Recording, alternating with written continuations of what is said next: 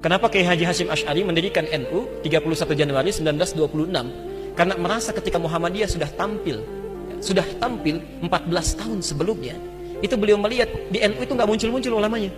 Asy'ari dengan pendiri Muhammadiyah, Muhammad Darwish, itu satu keluarga, satu saudara yang sama, bahkan ngajinya sama-sama, itu di Semarang, di Kiai Haji Soleh Darat.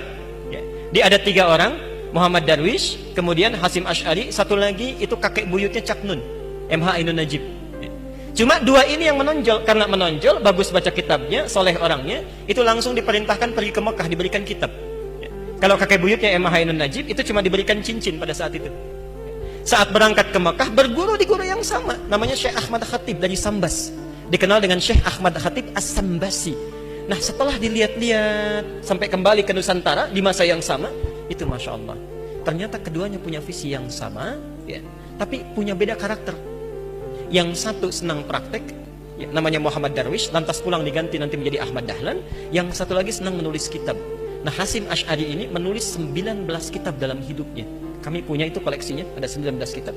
Nah, sebelum beliau menulis dan mendirikan Nahdlatul Ulama itu, Kiai Haji Ahmad Dahlan kan senang praktek. Begitu pulang, menafsirkan surat Al-Ma'un, tidak tunggu nulis buku. Selesai kajian, buka pakaian luarnya, keluarkan uang yang dibawanya, sampaikan pada masyarakat, bikin rumah sakit, bikin pesantren, bikin sekolah, bikin macam-macam praktek. Hasyim Asy'ari mulai menulis. Saat meninggal Kiai Haji Ahmad Dahlan 1924, difikirkan oleh beliau, ini seorang sudah meninggal dunia, ulama belum bangkit. Maka ditulislah kemudian kitab baru yang menjadi landasan lahirnya ormas baru disebut dengan Nahdlatul Ulama. Yang ingin saya sampaikan, kedua-duanya ini ternyata satu garis nasab yang sama, bertemu di Maulana Ishaq. Jadi kalau kita urutkan, maaf, Muhammad Hasyim Al-Asy'ari bin Abdul Wahid, bukan Kang Wahid yang ini ya, itu ada Gunawannya, ini lain. Bin Abdul Wahid bin Abdul Halim. Abdul Halim itu nama aslinya Pangeran Benawa, dikenal dengan Sultan Hadiwijaya, nama lainnya Joko Tingkir. Bin Abdullah bin Abdul Fattah bin Abdurrahman. Abdurrahman ini anaknya Sunan Giri, bukan Giri yang ini tapi ya. Nah, Sunan Giri ini anaknya siapa? Anaknya Maulana Ishaq. Nah, di Maulana Ishaq inilah nyambung nasabnya. Kiai Haji Ahmad Dahlan bin Kiai Haji Abu Bakar bin Kiai Haji Sulaiman bin Kiai Murtado bin Demang Jurang Juru Kapindo bin Demang Jurang Juru Sapisan bin Kiai Gerbek bin Maulana Ishaq. Siapa Maulana Ishaq ini? Maulana Ishaq ini adalah anaknya Ahmad Jumadil Kubra, ya, salah satu wali yang dari 9 yang datang dari Mesir, dari 9 wali itu. Ahmad Jumadil Kubra ini siapa? Ya, ini adalah salah satu wali yang punya 2 anak. Saya belum teruskan nasabnya. Anak pertamanya dibawa ke Nusantara, namanya Maulana Ishaq, melahirkan 2 ulama tadi. Anak keduanya lahir di Mesir, bernama Syarif Abdullah. Nah, nanti Syarif Abdullah inilah yang akan bertemu dengan salah satu anaknya Prabu Siliwangi, ya. Prabu Siliwangi Pamanah Rasa menikah dengan Nyai Subang Larang, punya 3 anak.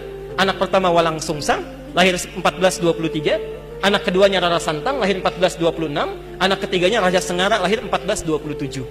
Nah, hajilah kemudian Walang Sungsang dan Rara Santang di Mekah bertemu dengan Syarif Abdullah.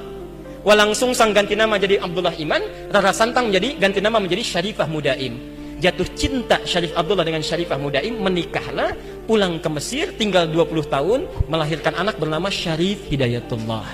Berguru pada Syekh Ibnu Athaillah As-Sakandari. Pulang, nengok kakek buyutnya, bertemu dengan Prabu Siliwangi. Saat itu tinggalnya ada di Lingkaran Jati, maka dikenallah dengan saat itu dengan nama Sunan Gunung Jati. Nah, baik Ahmad Dahlan ataupun Hasyim Asy'ari itu berada di satu garis yang sama, dari Ahmad Jumadil Kubra bin Ali Zainal Al-Kabir bin Ali Zainal Abidin, keturunannya dari Al-Husain, Husain anaknya Ali, Ali suami Fatimah, Fatimah putri Rasulullah sallallahu alaihi wasallam. Tapi sampai hari ini tidak pernah Ahmad Dahlan disebut dengan Habib. Itu gak ada. Kayak Ahmad Dahlan. Yang penting sikapnya seperti Nabi, tuturnya seperti Nabi, pandangannya seperti Nabi. Kullu mri'in bima kasaba rahin, itu pilihan kita semua. Mudah-mudahan pertemuan hari ini kita